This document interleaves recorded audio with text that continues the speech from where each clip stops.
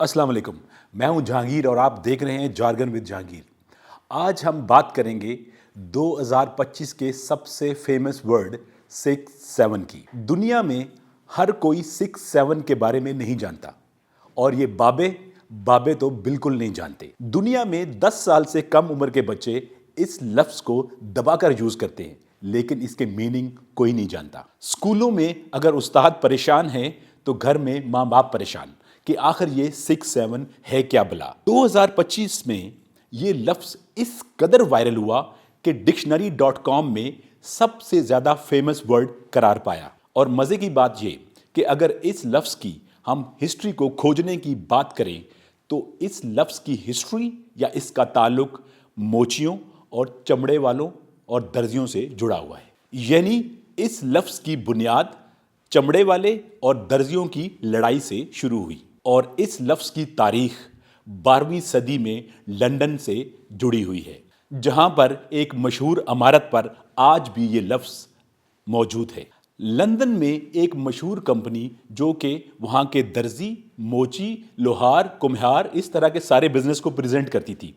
उस कंपनी के अंदर कुछ कंपनीज इनलिस्टेड थी। इन कंपनीज को जनरल टर्म्स में लिवरी कहा जाता था। इस बिल्डिंग में मौजूद तमाम कंपनियों की दर्जाबंदी उस बिल्डिंग में मौजूद उनके बिजनेस के प्रोफाइल और उनकी दौलत से की जाती थी। और जो कंपनीज सबसे टॉप 12 नंबर्स पर आती थी वो पूरे शहर पर होल्ड करती थी। इस बिल्डिंग पर मौजूद तमाम कंपनियां जो भी बिजनेस करती थी उसमें से 2 मशहूर कंपनी थी। इसमें लेदर कंपनी को स्किनर बिजनेस और टेलर्स कंपनी को मर्चेंट टेलर्स के नाम से पुकारा जाता था।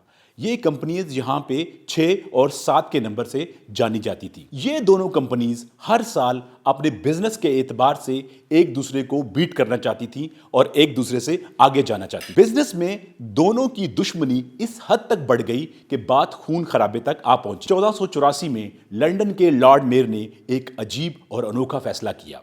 उन्होंने ये फैसला किया कि ये दोनों कंपनियों की लड़ाई खत्म करवाने का एक ही हल है कि हर साल एक कंपनी एक नंबर पर रहेगी और दूसरी कंपनी दूसरे नंबर पर, और अगले साल जो दूसरे नंबर वाली है वो पहले नंबर पर चली जाएगी और पहले वाली दूसरे नंबर पर चली जाएगी। चूंकि ये दोनों कंपनी उस बिल्डिंग में अपने नंबर्स के हिसाब से 6 और 7 नंबर पर थी, इसलिए ये 6-7 मशहूर हो गई। इसीलिए एक अंग्रेजी का मशहूर मुहावरा है एट 6 and 7। यानी अगर आपसे कोई बात पूछे और अगर आपको ना पता हो तो आप ये कह देते हैं एट 6 and 7।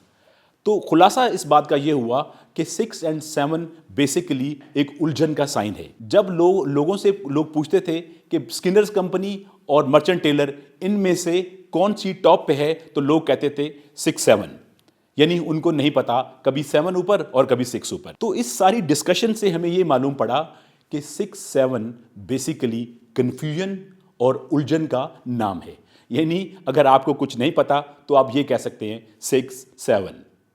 तो दोस्तों ये था आज का 6-7। अगले 6-7 में फिर आपसे मुलाकात होगी, तब तक खुदा हाफिज।